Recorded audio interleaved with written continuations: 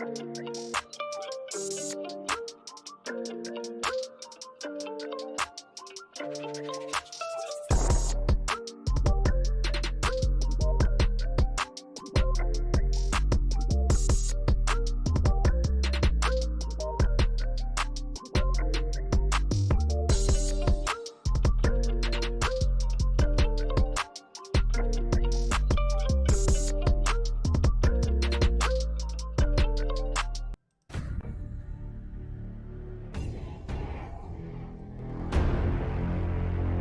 not go gentle into that good night. Rage. Rage against the dying of the light.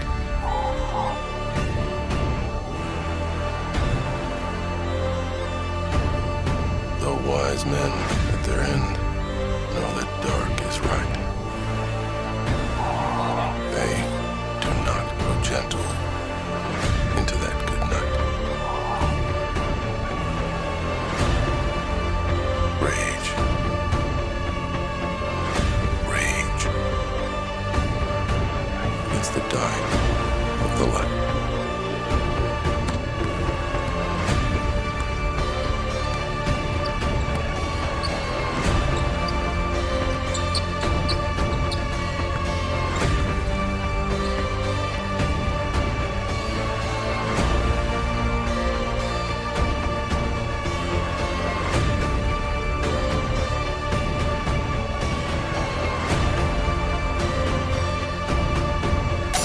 Survey says one more for the good guys. Everybody wants to know what I would do if I didn't win. I guess we'll never know. What's good, everybody? Welcome to Outside the Playbook live stream. We're going to try to do this every Thursday. Make sure you give this video a like, subscribe to the channel. Click the links down below to get discounts on brands like Dad Gang, Fanatics. Just got a deal started with Fanatics, NFL, NBA, and WWE. A lot of stuff, a lot of good things happening for Outside the Playbook, man. A lot of good stuff. In this episode, we're going to be talking about, first things first, we're going to start off, you see what's on the screen. We're going to start talking about the Dwayne Wade, Michael Jordan conversation that started because D. Wade said before he got injuries and injuries sidetracked his career, he was on pace for Michael Jordan status. For Michael Jordan status. Now, we know Mike on this channel. Mike is the GOAT. Mike is the greatest of all time. But for Dwayne Wade to say that, we already consider him to be the third greatest to ever do it. The third greatest shooting guard in NBA history. A lot of people don't know where he could have been because, you know, we had those conversations about Grant Hill, Penny Hardaway, Brandon Roy, Tracy McGrady, all those other greats about what if they didn't get injured? What if they didn't get hurt? What would their career be like? We don't have those conversations about D. Wade because, like I said, we widely consider him based on what he's done in his career as the third greatest to ever do it at his position. There's a lot more that could have been done if he was actually healthy the whole time. Let's get it. Let's see what they said on 520 about D Wade, because you know Jeff Teague and them, they be hating and be getting on my nerves a little bit. Top 4 shooting guard of all time, depending upon how you look at it. I'm not trying to take anybody like little thing they said or whatever. I don't even know what you say. Like Gil said it first, but he's talking about like people being like 85 Mike. Nobody, bro. If you go watch Michael Jordan when he was young, bro, when he had hair, nobody in the world looked like that, bro. Nobody did. Bro, that nigga looked crazy. Double 20 legs on the baseline, pull up. That Mike was. I love Brian, but people gotta leave Mike alone. Yeah, I had to go back when I heard Gil say I had to go back and look. I'm like, yeah, I've never seen nothing like this, bro. Mike was crazy. He looked crazy, bro. He ain't look real, bro. He changed. They're not wrong. They're not wrong. And I think the biggest thing about that is you look at the way he played before his first retirement, right? Most of it, all right, he was very skilled, but he didn't really get to express that skill. He didn't get to showcase that skill because he was just so freakishly athletic, Nobody could guard him. Nobody could stay in front of him. So, I mean, most of it was speed, quickness, get to the basket, lay, dunk, midi, pull up, things like that. He wasn't really showcasing the footwork or anything like that. He was just a freak athlete. Especially, I think, we'll say 85 when he played against the Celtics. That's when he had the 63, averaged over 40 in that playoffs. But the 37 per game, I think that was 86 when he came back for the full season after the injury year. That or the MVP DPOY. It's very difficult to choose between those 80 mics, which one's actually the best. How many he averaged? At one point, he was averaging like 36, 37, 37, 35 or yep. something like that. Yeah. Mike ain't swinging until Scotty got there, so it was really up. Yeah, he didn't look right, bro. He looked unreal. And I think I ain't gonna say what I said, but like when we think about like Kobe and Mike playing alike, I always think of like Mike. I'm like, dang, they do play alike. But I think about Mike when we was wearing Jordan jerseys and stuff. I don't ever think about like 85 Mike. But when Gil said that, I was like, 85 might average 20 what? I can't see that. That's because he was hurt. yeah, He was 30, 37. Go to 86 Mike. 37. Like we never think about that Mike. Yeah. We always 40, bro. That's 40. we don't never think about that Mike. So when Gil said that, I had to go back and look. I'm like, yeah, I'm bugged. He do got a point, though. When Gil said that the Kobe Bryant that we say looked like Michael Jordan don't look like Mike in the 80s. Don't look like the MJ before the first retirement. He looks like MJ late in his career. Go back and watch film. The level of explosiveness that MJ had in the 80s, y'all see it. Y'all see who up there. I have no reason to disrespect. Y'all know 100. You see the book. You see it. All love for Kobe. 80s Mike was it was they call that man Black Jesus. The way he was moving in the 80s was borderline demonic. I'm not gonna hold you. I used to think him and Kobe played alike for real. Yeah, bro. And they don't play alike. And if you watch them similar, I mean, Kobe was a hell of an athlete, but he wasn't as athletic as Jordan was. No, nobody. Yeah, Jordan looked like the most athletic player ever. Ever, bro. He's like a video game, bro. Yeah. he was, bro. Player 99. One of the ones. Scoring the ball, nobody fucking with him. Yeah. And that's not Hey, threes. yo, that's watch the all median language. lays. That's why I'm We saying. on outside the Yeah, playbook. he Watch was the balls. language. Yeah, I he don't even was. think none of them ever averaged 37. Nah. Nah. Hell nah. Different times too, but still 37, 35, 32, That was 33. 37 when somebody could grab you out the air. Like, That was a pistol rules. He was still getting 35. Yeah. yeah, this is that Michael Jordan right there. I don't think we ever seen that.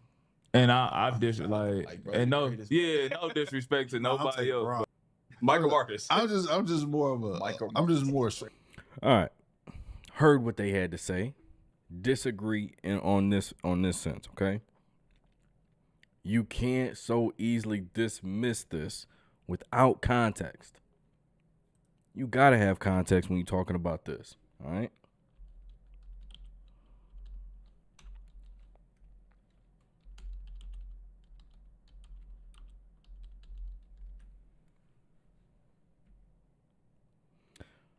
Dwayne Wade had a torn meniscus during his college basketball career at Marquette University.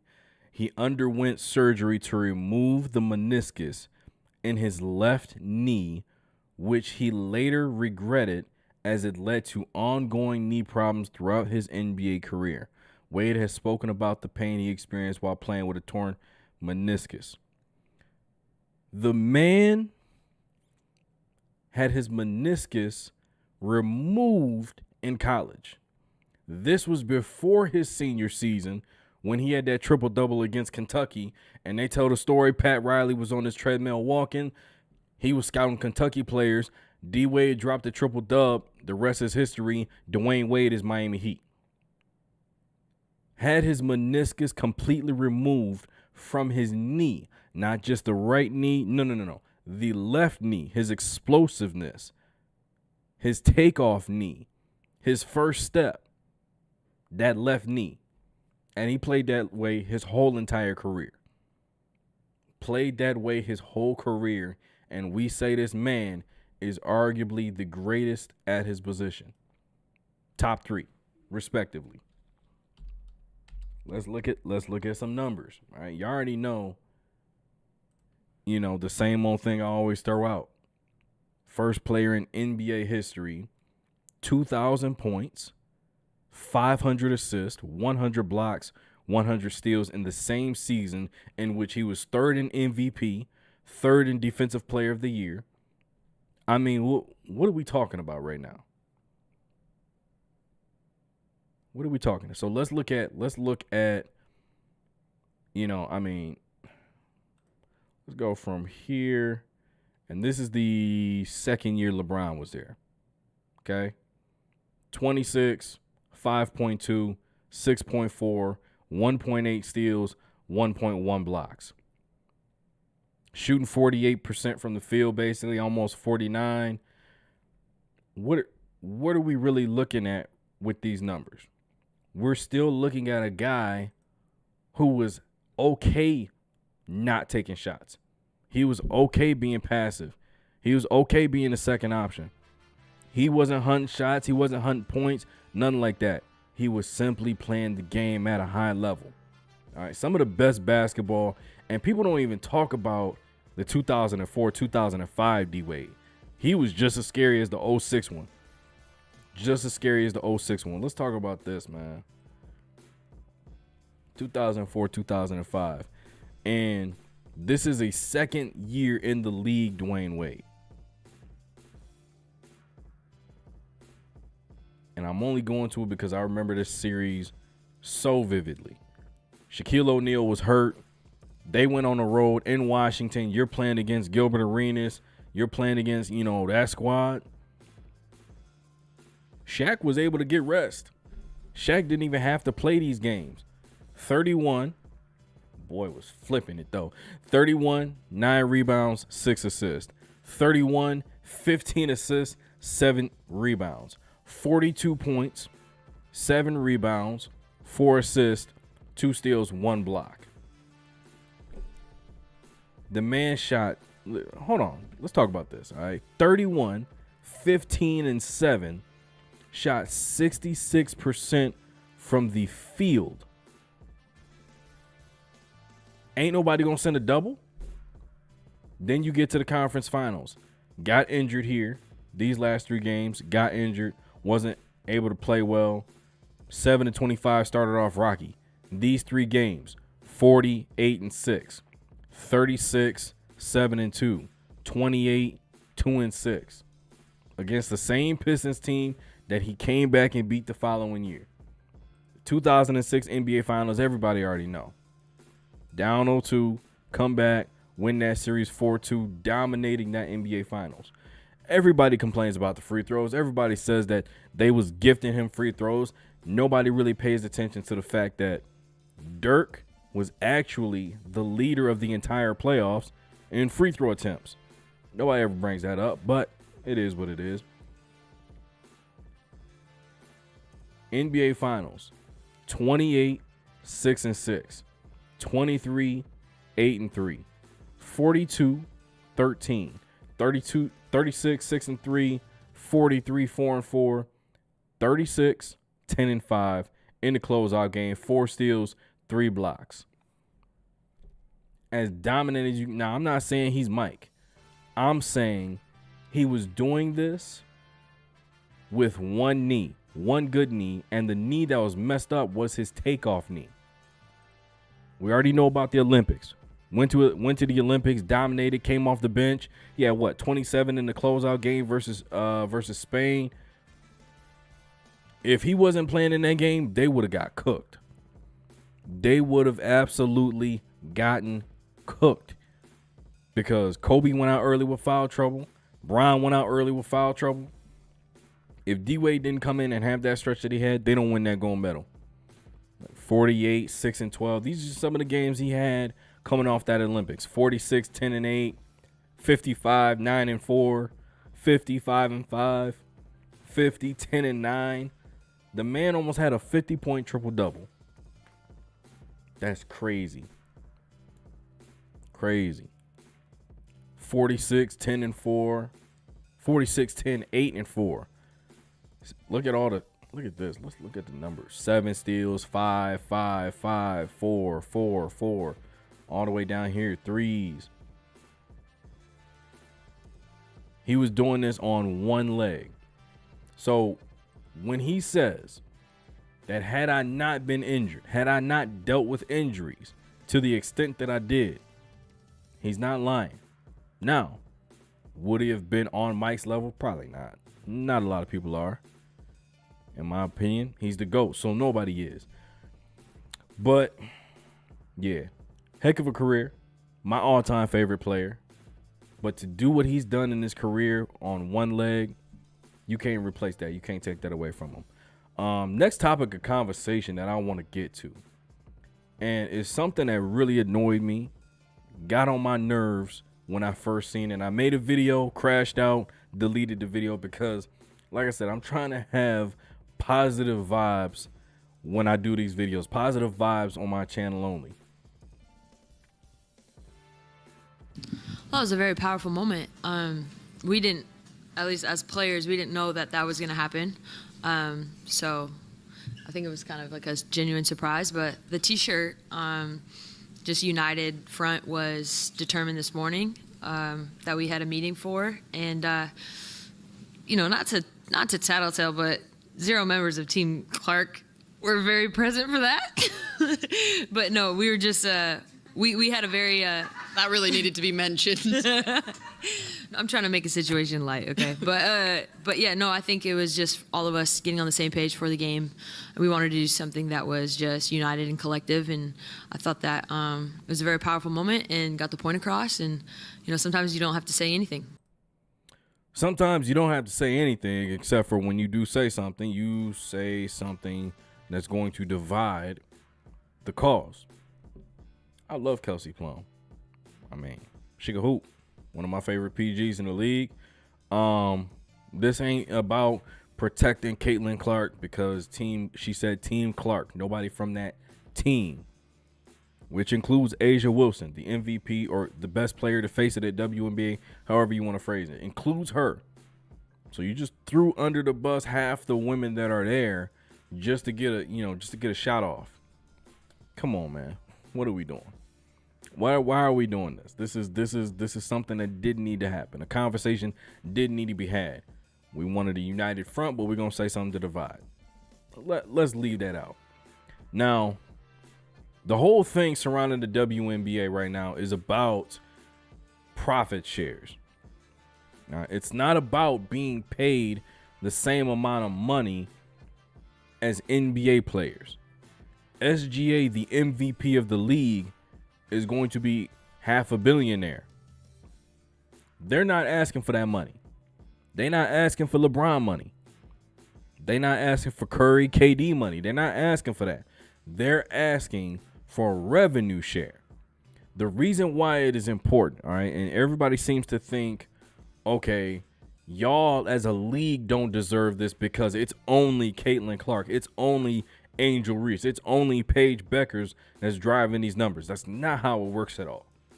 Not even how it works a little bit. This is the reason why the profit share is so very important.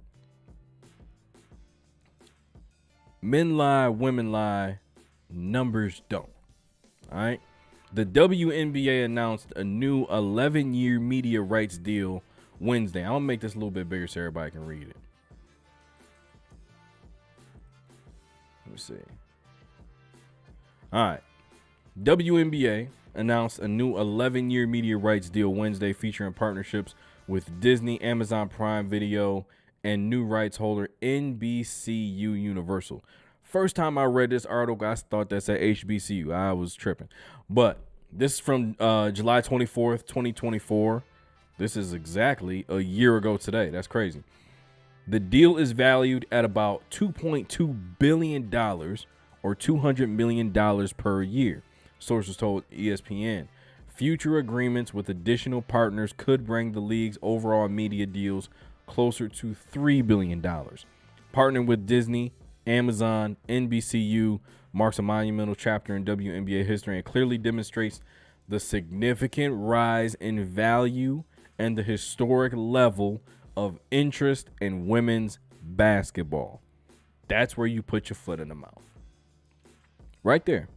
That's where you put your foot in your mouth. Now, we can make the argument about the quality of the WNBA. We can have a conversation about viewership when certain players are playing versus when they are not. Conversation can be had because guess what? That same convo can be had in any sport, in any genre. I'm a WWE person. I've been watching it all my life since a little kid. Yay, hot to a centipede. You don't have the right people on the card, ain't nobody gonna watch. When you have a boxing match, you need an undercard and you need a strong main event or nobody's going to watch. Same thing with UFC, NFL Sunday. You think everybody wants to watch the Carolina Panthers go against the New Orleans Saints on Sunday Night Football? Nobody wants to watch that. But you tell everybody, look, Baltimore is playing the Buffalo Bills, prime time. Everybody's watching that game. All right. It's universal. So we don't even have to go down that road. We already know the situation, right? This is important because when you look at the way that everybody phrases the conversation in the media, they completely get it wrong and they don't understand the actual situation. Understanding that, hey, you just signed this astronomical deal for us. This is the astronomical deal for us, likes of which we've never seen, and it's because of us. We need a higher revenue share than I think somebody said 10%.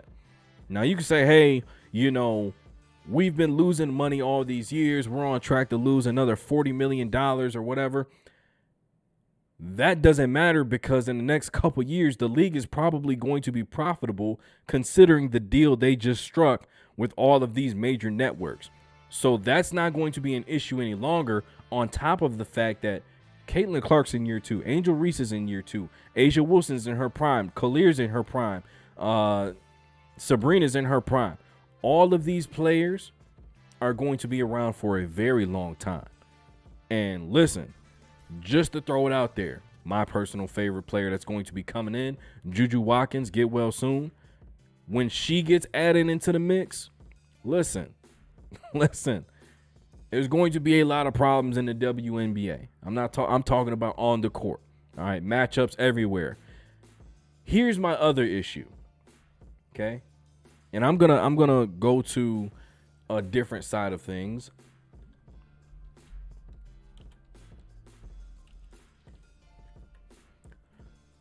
The thing that needs to get correct. All right, so is the marketing department for the WNBA. What made you spend a minute? The reason why it's such a problem is because there's days where they have games at noon, at 1 p.m. I'm sitting at my desk at work. I get a notification. Why is Chicago playing the Aces, Angel Reese versus Asia Wilson, and nobody knows about it, and it's happening at 1 p.m. during the day? Why are we doing this? This is not baseball.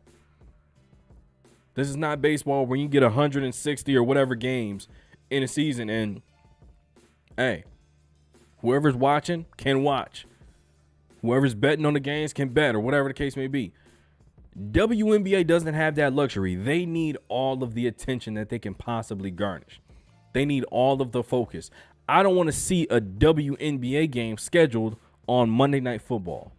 I don't want to see the WNBA scheduled on a night where they're competing with NBA, NFL, MLB, or all these other organizations. There was a time during the season last year, there was a day where no other sport was being played. The WNBA was not having any games that night. They had a primetime game scheduled for the following night. So there's one off day here, day here. I think it was a Monday and a Wednesday. So on Monday, prime time, you got WWE, you got NFL, you got, all these other sports. Nothing on Tuesday. Then you had prime time, NBA games on Wednesday. Nothing on Tuesday.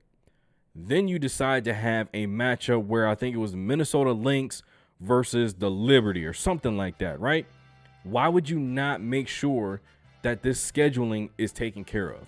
We don't have to worry about any conflicting, games, broadcasts. We have a night to ourselves where nobody else is watching, where the world is watching nothing else but us.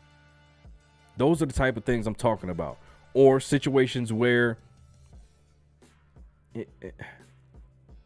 we'll get to that. On your birthday. So this is more. Adidas said I wasn't popular enough, right? So I'm trying to renegotiate. I'm an all-star. I'm a two-time all-star, two-time All-NBA player, and I was making $500,000 from them. And I'm like, yo, I'm trying to make at least $2 million per year. And it was like, you ain't got that kind of name yet. So I'm sitting here like, damn, how do I become famous? So that's before viral. Yeah, so I went to a marketing group in DC, and I'm like, yo, how do we get my name out there? So we came up with a plan. I was throw your shirt off. They told me, tuck my shirt into my boxers, into my tights, so the women can see my booty. Man, I'm out of here, bro. Think about tuck it, don't tuck it into our shorts, tuck it into my tights so they can see it. When I throw my jersey, when I throw, I'm just trying to tell you what they said. It was like when you dry your face off, don't dry it from this part. Can we turn the air on? Go ahead. Don't dry it from this part because the white jersey gets all dirty right here. It's disgusting. Pull your shirt out, wipe it so the ladies can see your abs. Throw your jersey off to old people, women, or kids, right? So it was a whole little plan, and then that's when I did the party. The big 25 party. Who you did that party with? Little Diddy. Nah, that wasn't Little Diddy. It was Diddy. It was P. Diddy. Puffy Combs at the time. It was Little Diddy. He didn't get the name yet. It was Puff. It was Little Diddy. Why would you do this, bro? Why would you do this? Because I knew he was going to answer it. Puff Daddy. It was the Combs. It was the New York one. It wasn't the LA one. It was the LA guy, right? So no. So. It was the New York one. So what ended up happening is I was trying to I hit Lil Wayne up, and Lil Wayne put me on game. He was like, so who's doing the door? What the fuck do you mean the door? Who's getting paid off the door? The fuck does that mean? He was like, well, I need half of the door. I was like, I don't even know what that means. He's like, well, you're gonna make it private?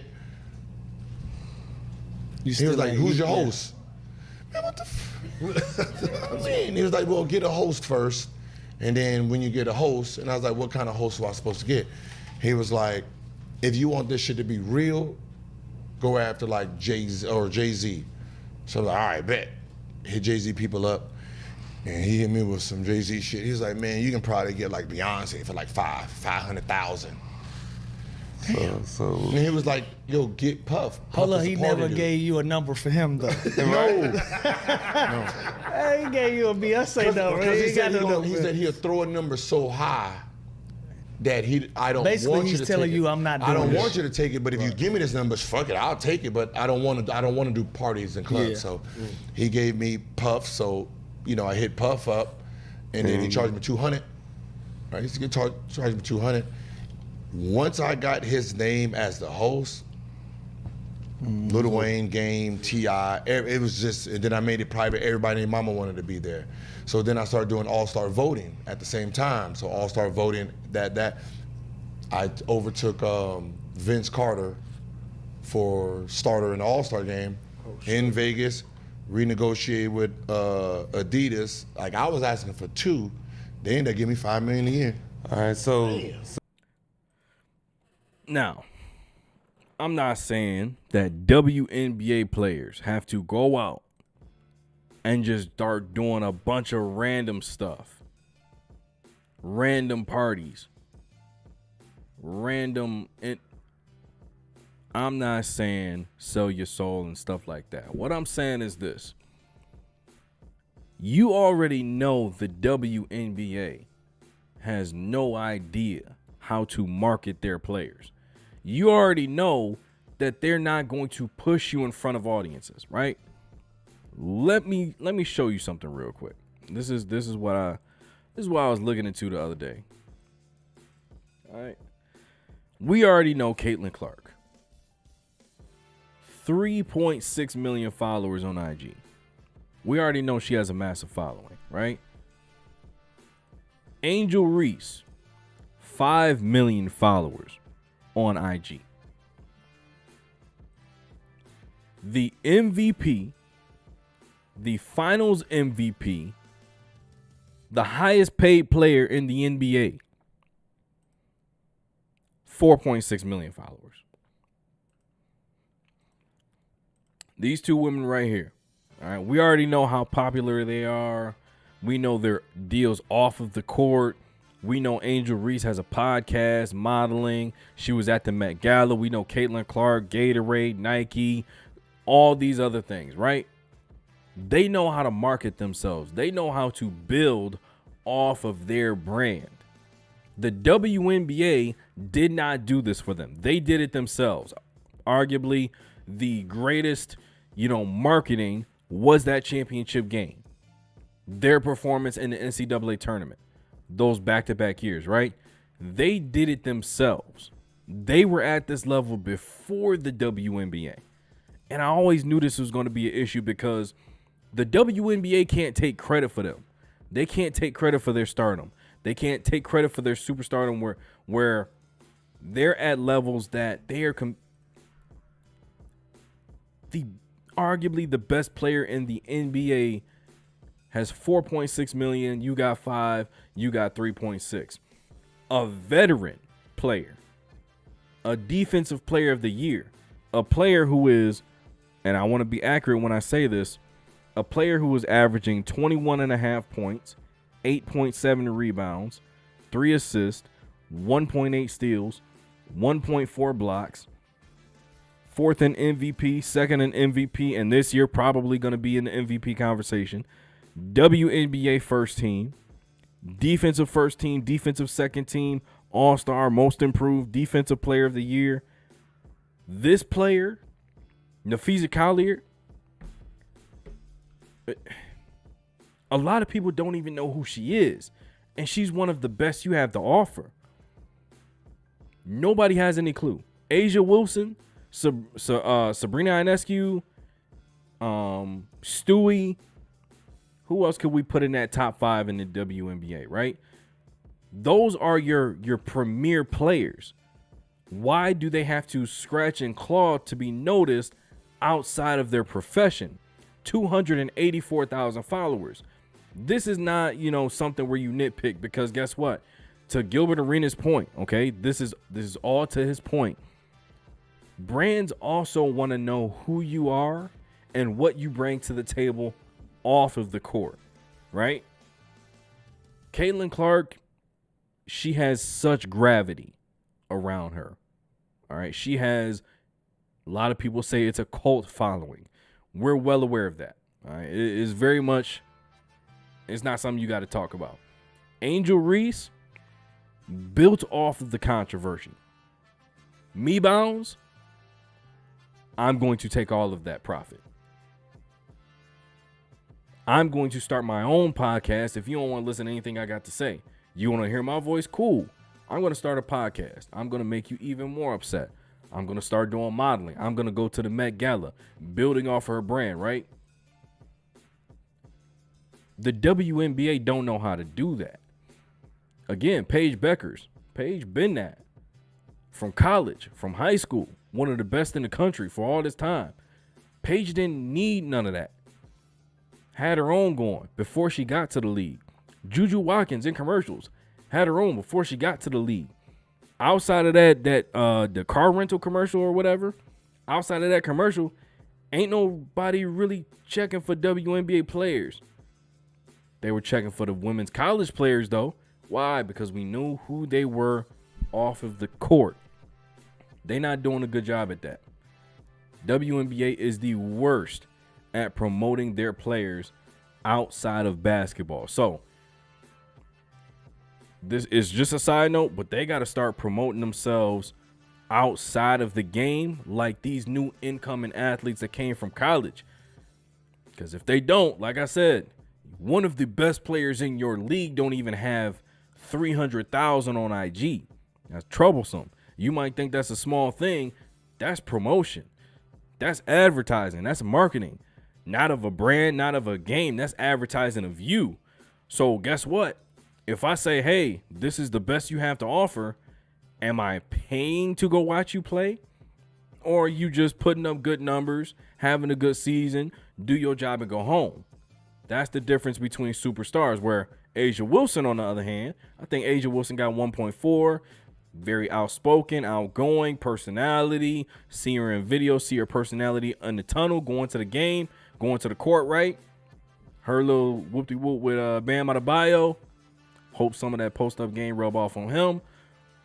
But look, if you're not properly helping these players from a marketing standpoint, y'all gonna be in trouble. All right, this new brand deal, this new deal, and this new CBA that y'all trying to get worked out, you got to bring something else to the table, like Gilbert Arenas was saying in this video. Now, we gonna move on to another conversation. We gonna move on to another conversation because we gonna cut him some slack.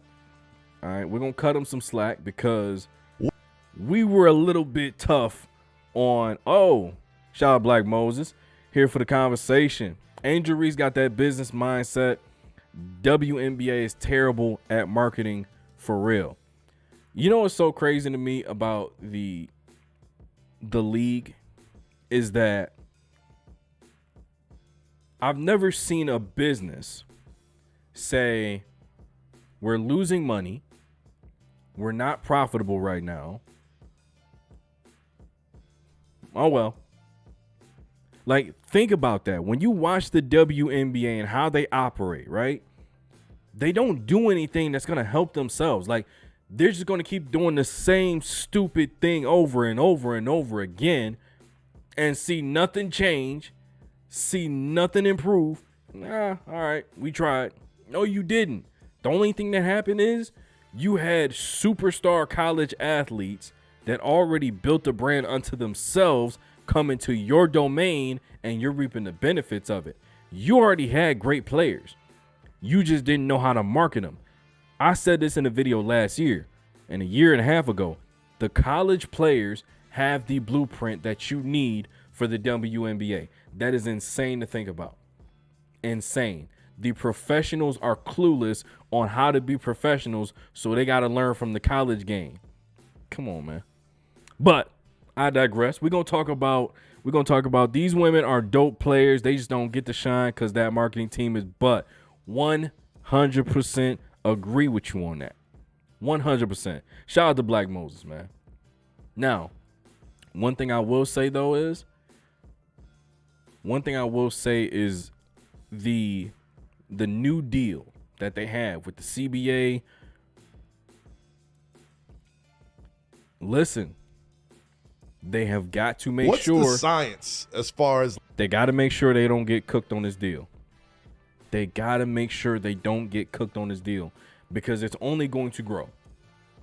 More revenue, more jersey sales, more ticket sales, moving the games from one arena to the next is only going to snowball. If y'all take an L on this deal, you are going to continue to take L's as it grows. You have got to get a dub now. Because like I said, the NBA, they at 50%. They going 50-50 with the owners. WNBA, they at around 9 or 10%. Let me put it to you like this. You going to let them have 9 or 10% of $3 billion. And you're going to keep the 90. If I'm the owners. That is a win every time. Players can't let them have that win. This is why college players go quiet in the W if they aren't active on socials. Facts.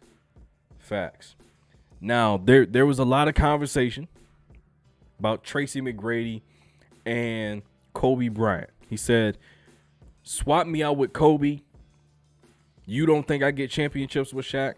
Everybody went into an uproar. I absolutely disagreed.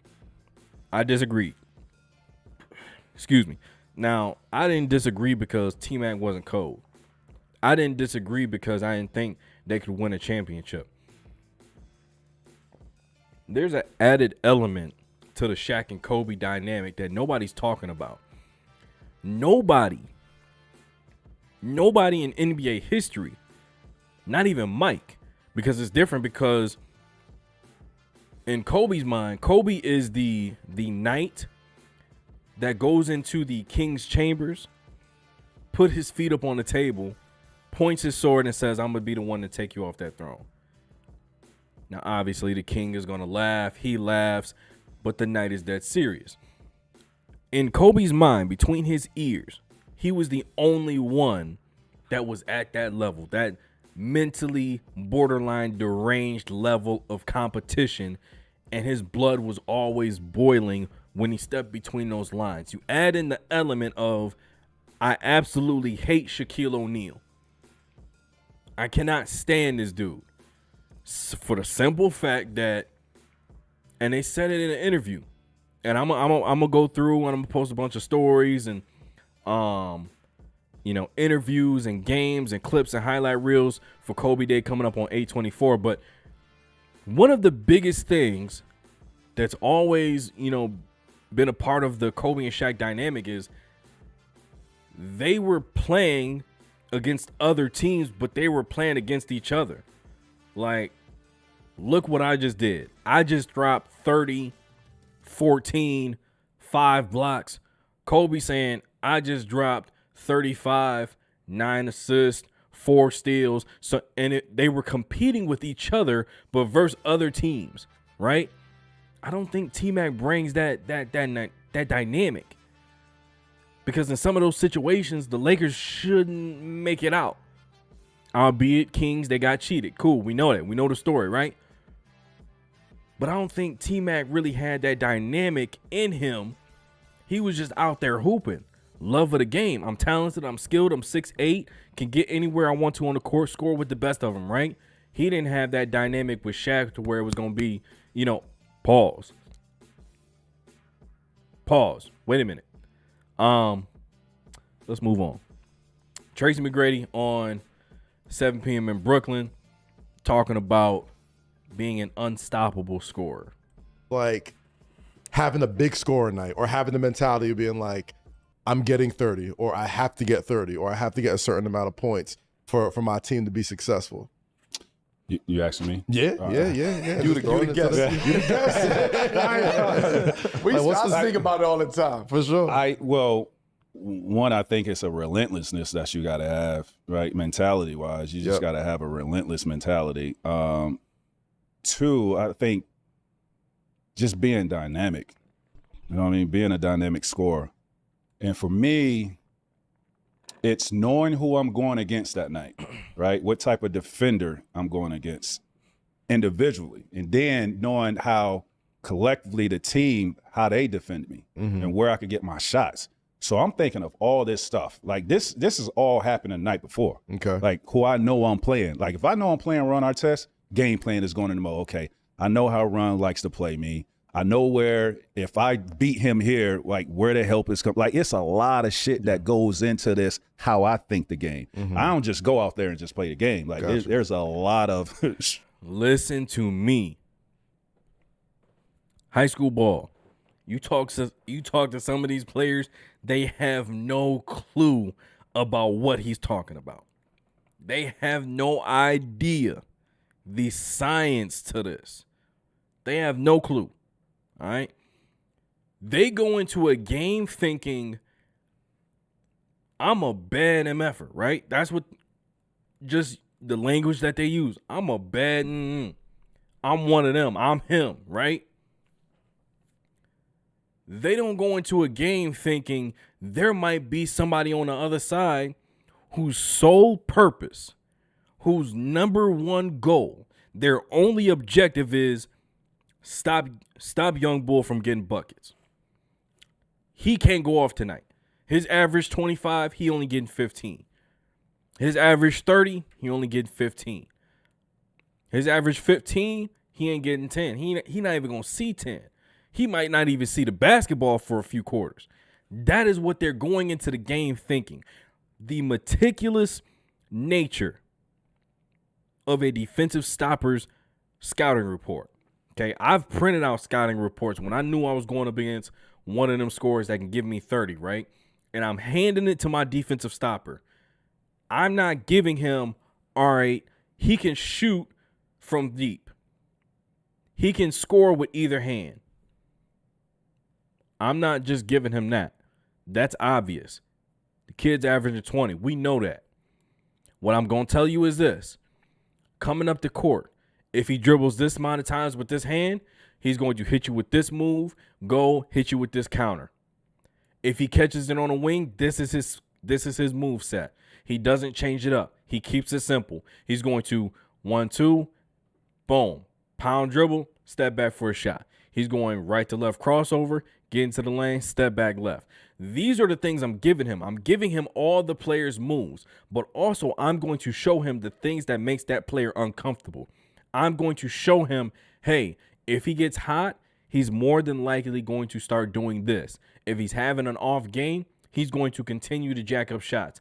If he's frustrated by the physicality, he's going to start, pushing, shoving, crying to the ref and all that stuff. Do not change your game plan. There's so many things that go into being a defensive stopper when we know there's one of those guys on the other side. The same thing operates in reverse. I know for a fact that this defender is going to play me physical in the half court. I know for a fact he's not going to let me have the basketball off catch and shoots. He's not going to let me come off screens and pin downs. He's going to jump every single one. I have to switch hands when I come off a pick and roll because he's going to back tap. I cannot go downhill full speed. He's going to stop and take a charge. He's not going for the block.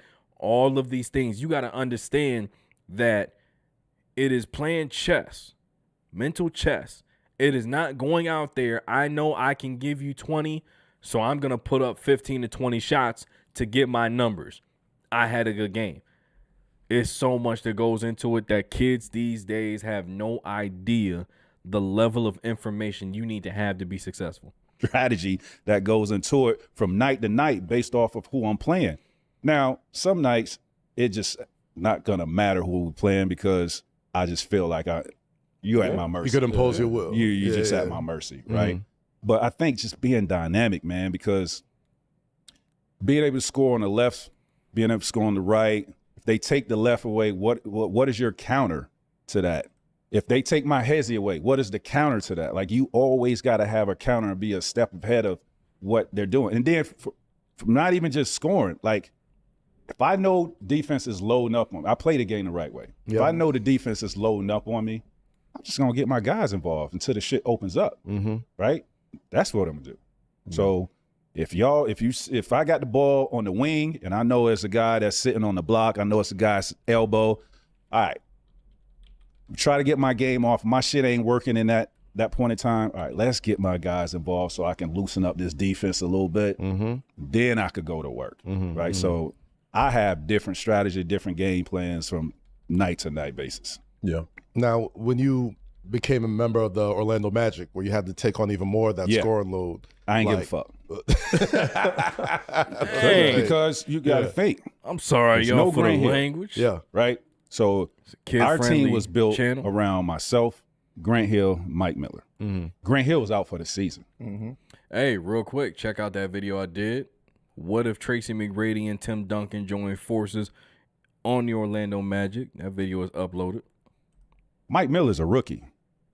I'm with a bunch of role players. I got to let it go. I can't have – now you could sit on the block. You could sit at the elbow, and I can have a guy guarding me. It ain't going to matter now.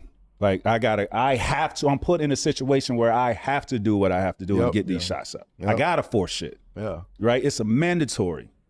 I got to force it. But also be smart and, take what the defense gives you. If it's too crowded, too loaded up, look for your teammates because obviously you're going to need them. And that's how we really made the playoffs, with not having Grant Hill, because I utilized those guys. The Pat Garrity's knocking down wide open shots. Darryl Armstrong knocking down his shot. Is it, from both of y'all perspectives, all three of y'all perspectives for real, is it more of like a math problem where it's like, all right, I got 8 minutes in the first quarter. If I could get my 8 here, my 10 here, you know what I mean? I could end up getting my points. Or is it more of just like whoever's in front of me, I'm gonna take whatever they give them? Like how does that? So how early do you on, sort of see it? early on in my career, it was just relentless. Like I have to get to it. Like I know what I'm up against. I know my team. They only won 17, 18 games last year. I know coming in here, they threw me the keys at 19 years old. I got to get to it. That's the only way I know how to get to it is to go get to it. Yep. But then you start to learn how to get to it. You start to mold your game you start maturing. You start learning the game, experience, reps. I knew I had to play in a small phone booth, so to say. I knew what teams was doing to me. Yeah. Jam me, send me one way, load up, send a big over, send it. I knew it. And a lot of times you can get around that, right? But you have to really, this is where the intellect coming at, the IQ coming at, because you really have to break the game down. Again, the night before, I was a film guy. I'm relentless when it comes to film. Okay. And you talking about not having the night off. You might have 4 games this week. You got T-Mac, you got Vince, you might have Paul Pierce, and you might have a wing who's a defender. Yeah. Right? Who ain't looking to score, who just want to back cut and get their points that way. So you're going from 4 different guys and trying to figure out how to maneuver within this offense. At the same time, you got to know the defensive strategy of what they're doing. These teams are saying, load up. They don't give a fuck about nobody else over here. Right. Load up. They're calling timeout if you score. Killing me with that language. That's how bad it was. Yeah. So you got to really play the game within the game. So I started to learn that as I got older. And Vince was the one who took. Vince used to say, yo, hey, younger man, slow down, man. He was in Toronto. He was like, hey, man, slow your ass down. I said, Vince, fuck that. I'm trying to come at you, Vince. He like, nah, man, you still gonna get the same shot. Just slow down. And I used to be like, man, Vince trying to give me some bullshit advice. And then as I got older, I'm like, dang, it really makes sense. I'm just gonna slow down just a bit. I'm gonna still get to my spot. Gotcha. And then once Here's another thing. Players don't have spots. And you see it even at the NBA level. Right? You see it at every level, but 2 examples, right? SGA, Anthony Edwards. Without a doubt, you need a bucket and you put it in SGA's hands, he's getting to one of them elbows. And there's nothing you could do about it. There's nowhere to stop it. You got to do your work early. Don't even let him catch it. That might be the only way because he knows how to get there. He knows where he wants to go. And once he gets there, he knows you can't stop it, right? Anthony Edwards doesn't have one of those spots yet. Otherwise, he wouldn't struggle at junctures in the game where he can't score. Pressured him all the way to half court. Lou Dort, he could not figure out how to score. He was just trying to get it any way he could. He didn't have a spot on the court. Didn't have a go-to spot. Didn't have a go-to move. Pull up from deep 3 or get all the way to the basket. That is going to be the next evolution of his game, but everybody's game. You have to be able to find a spot on the court that I know if I can get here, I'm unstoppable. I'm comfortable here. I can shoot a high clip, and I'm not talking about, 45, 50%. I'm talking I can get up into the 70s if I get to this spot and I'm able to rise up. I'm shooting high floaters, but it's not because, there's a big coming over and I had to throw something up. No, I work on this. This is my shot. You look at Mike Conley, the scouting report is going to say, hey, he might be a lefty, but watch out for that right-handed floater, right? There's certain parts of a scorer's game where it's all about make the game easier for me because I know what they're trying to do. I know what this person in front of me is going to do, and I know their habits. I know their tendencies. So I need to make the game easier for me. I don't need to put 16 dribbles, 15 seconds on the clock. I don't need to do all that. I need to get to this spot, this one move, raise up. Kevin Durant has mastered this. The man is shooting what? I think they said something like 8 straight seasons of 25 points per game, shooting over 50%, something like that, or a whole decade or whatever. Watch Kevin Durant. How often do you see Kevin Durant pat the rock? Not often. Get to his spot, albeit 7 feet tall. I can raise up over anybody. Fine. He's mastered it. You see Melo's game. One jab, going up with it. Jab, jab, dribble, up with it. I don't need all that.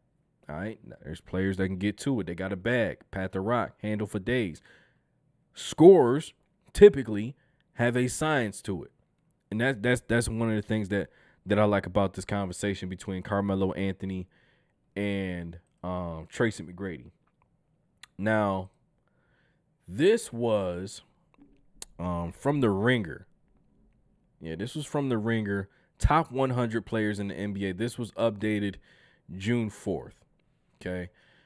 Right here they have number 1, Nikola Jokic, Shai Gilgeous-Alexander, Giannis Antetokounmpo, Luka Doncic, Steph Curry, Anthony Edwards, Halliburton.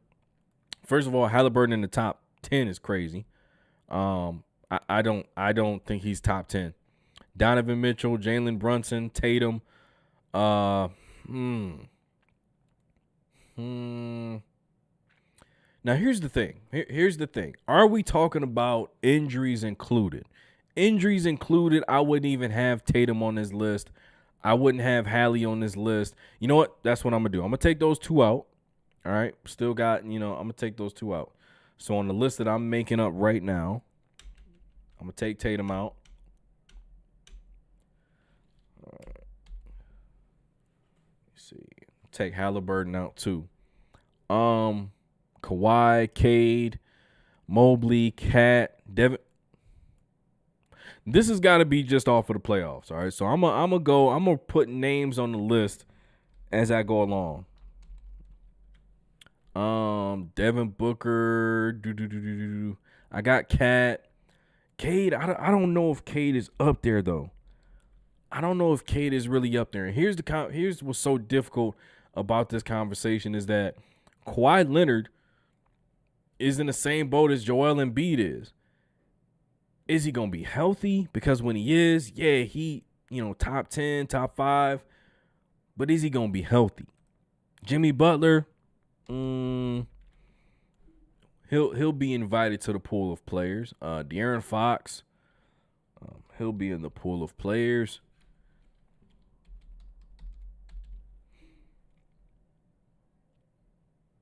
Murray, Harden done fell way down. They got that boy at 30.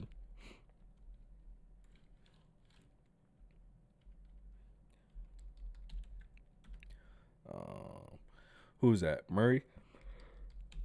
Woo! I'm tired, y'all. All right, Murray, Harden. Who we got? Bam Adebayo. They got Bam at 32. Trae Young. And, it looked like Trae Young trying to get, really buy in and give this Atlanta Hawks thing, one last go. He ain't asking for out and nothing like that. He really putting his all into this. So we'll see, man. But I think Miami really could have made a run for him. All right, let's see.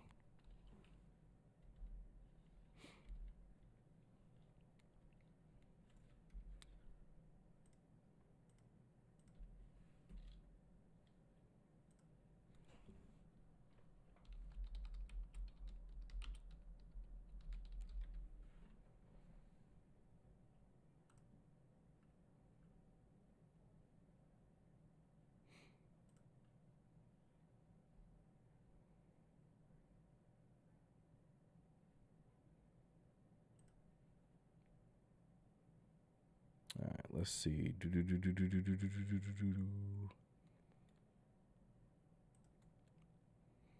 Let's see, NBA templates.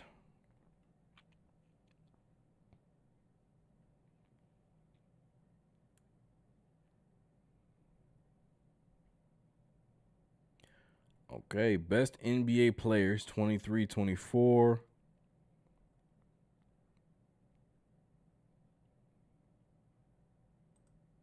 Let's check this one out. Let's see if they got everybody in here. Nah, not that one. Not that one.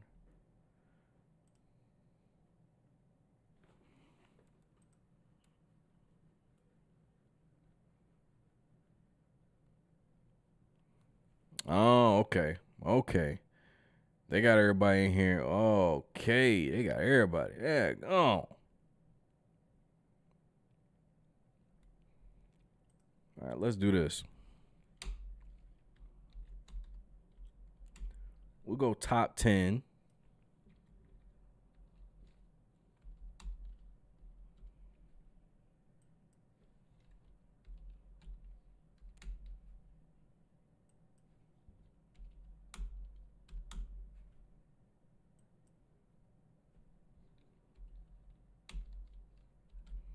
And it's really difficult to go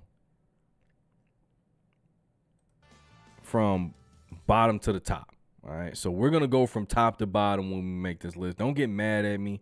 All right. I know y'all like the big reveal at the end, but this is just me just going off of, you know, let me see. And like I said, we're going 25 because I ain't going all the way to 50. Forget that. Actually, let's do that. Top 5, 6, 10, 11 to 15, 16 to 20. A lot of people done passed away too, man. Shout out to Malcolm Jamal Warner. And I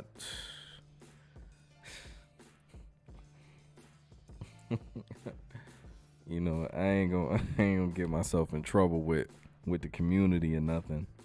But there was a death in WWE. I ain't gonna say too much on it, you know.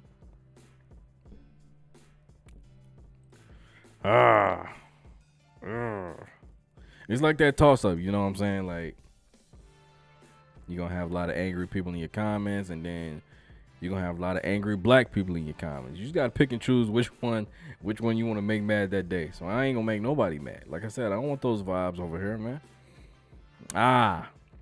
Let's just start throwing names up here. All right. So for me, that second tier. Here's my thing. Okay, I'm not gonna have Joel Embiid in my top 5 anymore. Joel Embiid is not worthy of being considered in the top 5. And you know, I know people want to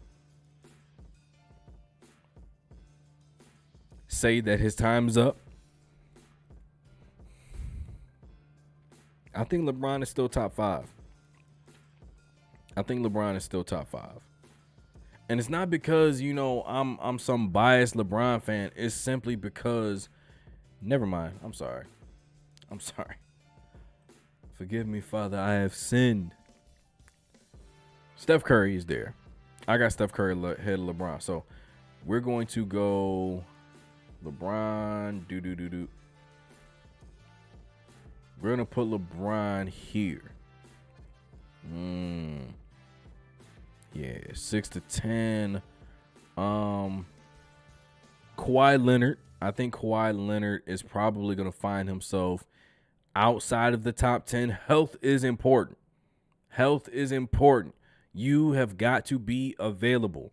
If you come into a situation where you always saying, look, man, I don't even know if he's going to be here, then you come on now. Coaches got a game plan around the fact that you probably going to be out with an injury. That's tough, man.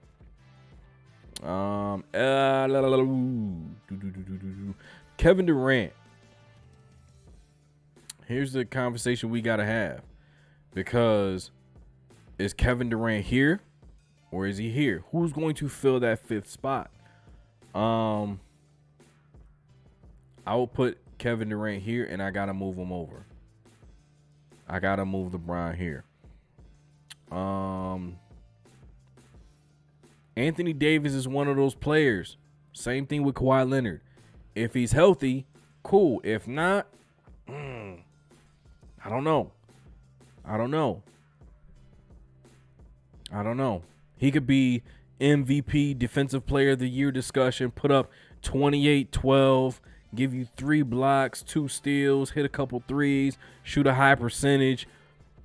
But if he's not healthy, man, it's so difficult ranking these players, especially going into this season. You know, we without Jason Tatum, no Damian Lillard, no Tyrese Halliburton. So it's a lot of players down with an injury. You know what? I'm gonna do something too. I'm gonna give somebody some respect real quick. I almost did it. Can I do that? Can I do it? I'm put Trae Young there. I'm gonna put him there for right now. Just for right now, I'm gonna put him up there. Ant-Man. And this is unorthodox. I don't care. It's my channel, not y'all's. Anthony Edwards, where are you at? Right here. I'm gonna put Ant-Man in the same tier with Bron, KD, Devin Booker. Where do we put Devin Booker? They just said that they're gonna move him to be a point guard now. Don't really know how I feel about that, considering the fact that the man has the ability to go and get you 70 points, but you want to tie him down to a point guard position. I don't think the James Harden route is correct for him. His style, I think he's more of a combination of Klay Thompson and Steph Curry, coming off screens, a lot of movement, occasionally isolated on the elbow because he does have a decent, a post-up game.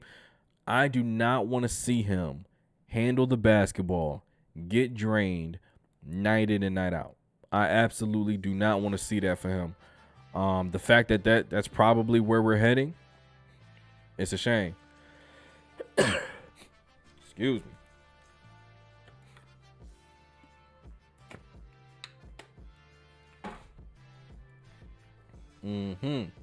What are we looking at here? Who am I missing right now? And this is a little overwhelming. This screen is crazy. Dame, we're not gonna put Dame up there. You know what? Let's go ahead and put Giannis where he's supposed to be at. All right, let's put Giannis up here. Giannis is 100% top 5. And there's been a lot of conversation going on about that. I just don't think people are thinking sensibly right now. Jaylen Brown can be, I think Jaylen Brown this coming season, I think he's going to have to be a player that is in this range. He's going to have to be top 15 in order for Boston to even have a remote chance of just getting to the playoffs. Not having any type of success or anything like that. Just making the playoffs. I have a hard time with Luka because if you can't play defense, I can't trust you to be on the basketball court.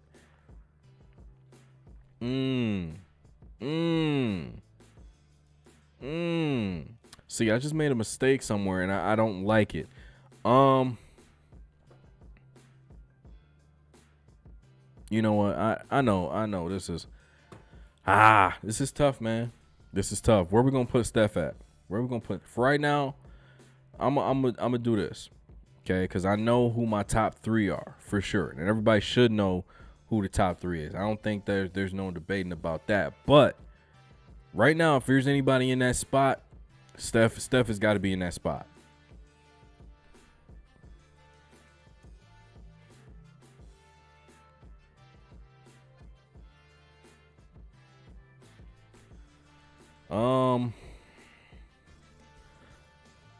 Excuse me.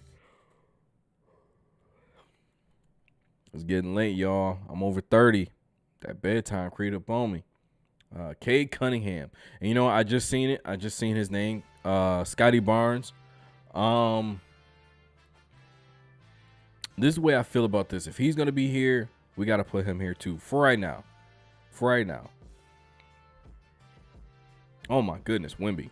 I'm sorry, sir. I didn't mean to disrespect you like that.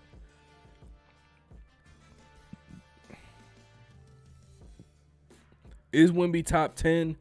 Already? Who would I have him up? Who would I have in front of him? That's the question. If Wemby is not top 10, who's going to be in front of him? I got to move Banchero up. I've seen enough. He's definitely top 25. We can start shuffling people around after a while. He's definitely top 5. Don't know about Scotty Barnes yet. I don't know if he's up there. Scariest person on this page right now, Amin Thompson. Amin is mean. All right? Mean game. Mean game to him. Would I swap out? Is LeBron even in the top 10? Is KD in the top 10? Should one of these players be in the top 5? You know what? I'm not gonna be stupid. I'm gonna put Luka. Go back to your spot. I'm put Devin Booker here. These players, and the reason why I say here is because these are the players I would probably consider taking before Wemby.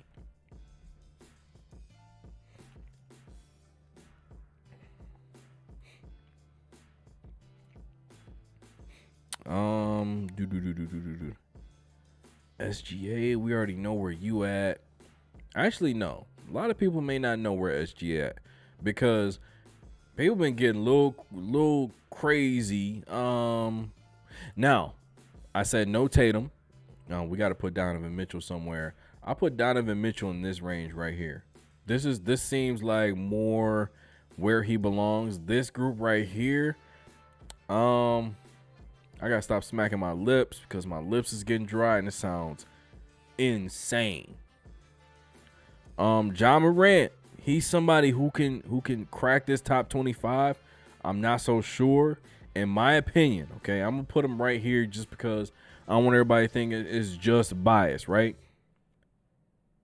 The amount of work he has to do on both sides of the basketball, the amount of territory he has to cover defensively, the amount of responsibility he has to have, initiating offense, bringing the ball up. Now I got to guard Giannis. Now I got to guard Kevin Durant.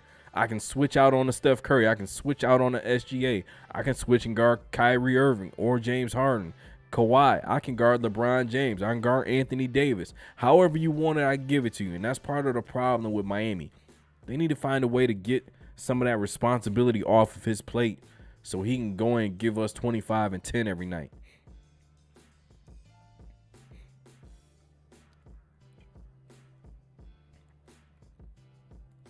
Sabonis, I think Sabonis can be on this list. I'll put him right there. We'll get Fox and we'll put him up there too. Because like I said, some of these injuries, we can make room with some people. All right, we can make some room. And obviously, look, after I sit back and look at the list, all right, we'll make some adjustments. There's a couple people missing. Obviously, like I said, Tatum, we're not gonna add him in. Damian Lillard, we're not gonna add him in. Halliburton, we're not gonna add him in. That's 3 players. I mean, that's honestly probably these 3 spots right here, and then we know who the 2 guys that are going right here. So, those 3 guys, we would have to find a way to replace them going into next season. Who would be a player that we say, you know what, you can take that leap into this conversation? Would I say Tyler Hero is in here? The thing about Tyler Hero is he can get you 25, 5, and 5, but he is a defensive liability. I just want to look around. Anthony Davis, yeah, let's not be disrespectful. Let's put Anthony Davis. Is he here? Like I said, we'll shuffle all this around in just a minute. I'll put Tyler in there. I'll put Tyler in there for right now because, like I said, with those injuries, spots have opened up. We'll see how it shakes out, but 25, 5, and 5, very respectable. Also got to show love. Champion, PG. Like I said, other people are out. He can step in. There's one player on this list who is also injured, and I want to make sure we understand. Kyrie Irving definitely belongs in this conversation, but I'm not putting injured players up there. Not putting injured players up there. I think we good for right now. I think we good. I don't think Jalen Williams has ascended to that spot yet. Draymond ain't up there. Wiggins, he definitely not up there. Jordan Poole, I'm not gonna put Ball up there because, quite frankly, I mean, he gets numbers. High school kids, young athletes, they love him, but he ain't winning nothing. He ain't winning nothing. All right, and let's go get where SGA? SGA down here. All right, now let's rearrange some things, okay? Number one, I don't think there's any debate. The man triple-double as a center and arguably gonna go down in history. He's gonna end up hovering around that top 10 spot. Him and Giannis. I got SGA behind Giannis. All right, SGA has not passed up Giannis Antetokounmpo. People are going crazy. All right, and here's the reason why I say SGA has not passed up Giannis. Giannis is absolutely dominant. SGA, he's going to have nights where he's not dominant. He's going to put up 30 shots to get 30 points. I don't see SGA being dominant every single night and efficient. Giannis being dominant and efficient looks like 50 points, 14 rebounds, several blocks in the NBA Finals. That's what that looks like. Joker being dominant is a 60-point triple-double. That's a 60-point, 20 rebound, 20 assist triple-double, something crazy like that. Like, it just looks different. SGA can drop 50, 55, maybe. I mean, look, sky's the limit, right? But it just looks and feels different when you put all of their dominant performances side by side, and then you look at the stat sheet. Joker should have several MVPs more than what he has, at least 5. He should have at least 5. Giannis should have maybe 1 or 2 more. He's also a defensive player of the year in the same season. You cannot argue with that. You can't. Steph Curry is still Steph Curry.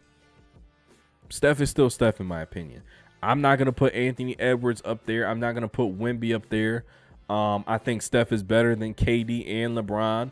Luka defensively is still a liability. He can give you 38 and 8, but he's still going to give up 38 and 8 to whoever's on the other side. That's a liability.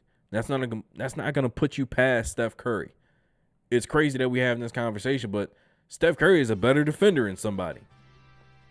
And he's a lethal weapon. So Joker, Giannis, SGA, Steph, Luka. Right now, I multiple conference finals. I'm not gonna be disrespectful. KD, Bron, Anthony Edwards, Wemby, Devin Booker. When we get here, I'll take Anthony Dave. Here's the conversation. All right, I don't like the Knicks too much, but I would take Jalen Brunson before I take these 3 right here. Would I take him before I take anybody down here? Yes. You know what? Like I said, biased out of it. Jalen Brunson is fine right there. I'm going to move Donovan Mitchell up here. Yep, right here. Jaylen Brown's good at 15, so I like this right here. Jaylen Brown ahead of Trae Young. I might have to take Trae Young up here. Yep. And move Jaylen Brown down here. Jaylen Brown ahead of Cade. No, I don't think he's better than Cade. I don't think he's better than Jimmy Butler. I will take Jimmy Butler ahead of James Harden. Will I take James Harden ahead of Jaylen Brown? No. I'm not going to take Jamal Murray ahead of James Harden. No. Paolo. This is questionable. So we can have. I'm not taking. Nah. This is tough. I'm not going to take Jaylen Brown before I take Bam Adebayo. Move Jaylen Brown down here. Sabonis, Fox, and Hero. I think this is about right here. Let me see. Double check. I'm going to look over the list. All right. See if I see anybody. Like I said, injuries will not be added to this list. No Hallie. No Kyrie, no Dame, no Tatum, no injuries will be added to this list. Brandon Ingram, we can get you an honorable mention. But again, you're never healthy. Maxey, same thing, honorable mention. Weren't healthy last year. You see Joel Embiid, sad face clown down here. Hey, man. I just don't know what to tell you. You played in the Olympics. Great. Got the gold medal. Fine. It looks worse because Kawhi Leonard made the call early before they went over there. Made the call, said, I'm not going. Embiid ignored it, said, I'm going. Come back to the season. Kawhi Leonard's able to come back and contribute to his team. Joel Embiid's out for another season, basically. So it just looks bad when you have them side by side like that. Jalen Williams, I don't see him ascend. He hasn't ascended yet. Karl Anthony Towns. I knew I was gonna run into somebody. Karl Anthony Towns, would I take him ahead of? I take Cat ahead of Tyler Hero. I take Cat ahead of Tyler Hero. Oh my, what am I saying? Oh my goodness, the mean old line. Y'all ever seen The Wiz with Michael Jackson? Check that out. Now we can make some rearranging here. I don't think he's better than Jimmy. So I'll go. I think this is satisfactory. Right here. We'll go Nikola Jokic. Let me zoom in real quick.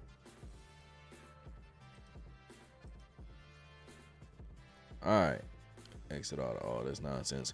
We'll go Nikola Jokic 1, Giannis 2, SGA 3, Curry 4, Luka 5, KD, Bron, Ant-Man, Wemby, Devin Booker, Kawhi, Brunson, Mitchell, AD, Trae Young, Cade, Jimmy, Cat, James, Jamal Murray over Bam Adebayo. I don't think so.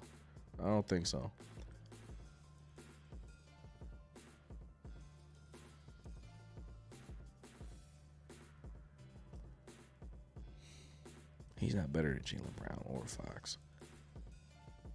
Yeah, I knew I was going to see something. Cade Cunningham, Jimmy Butler, Cat, James, Bam, Paolo, Sabonis, Jaylen Brown, De'Aaron Fox, Jamal Murray. That's who I got right now for my top 25. Like I said, no Tatum, no Dame, no Kyrie, no Hallie. You know, that's 4 players missing, so 4 of these players probably wouldn't even be on this list. But I had to put somebody out there. Anybody else honorable mention that I can think of? I think Evan Mobley. Ooh, Evan Mobley. Who would I take off for Mobley? You know what? Not even gonna front with you. That was about to be a situation where I was gonna say it because I seen everybody else saying it. I'm not big on Evan Mobley. Defensively, he's decent, in my opinion. I just don't see it. I'm just not seeing that you know, that type of player that's going to be generational. I don't know. Maybe it's just me. Bradley Beal's out of there. Russell Westbrook's not up there. Paul George's not up there no more. John Morant, same situation that Embiid is in. Triple J, I'm sorry, man. I'm just not a big fan. There is bias in this list as well. But these are my picks. This is my top 25. Y'all can go ahead, chop it up, screw it, and destroy it in the comments. Give this video a like, subscribe to the channel. Appreciating y'all watching this live stream, man. Check the next stream out. We're going to try to do this every Thursday, 9 p.m. That's one more for the good guys.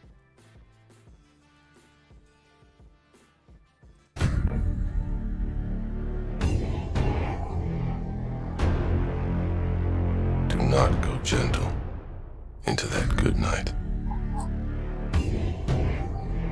Rage against the dying of the light.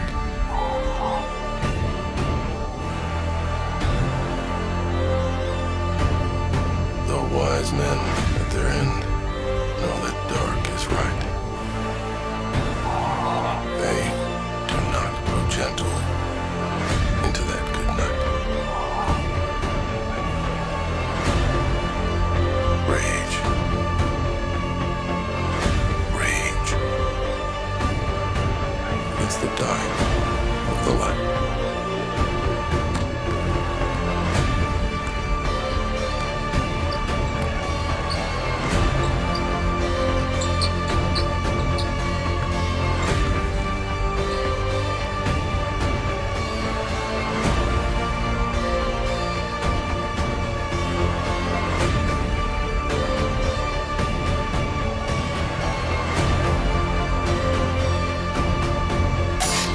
survey says one more for the good guy.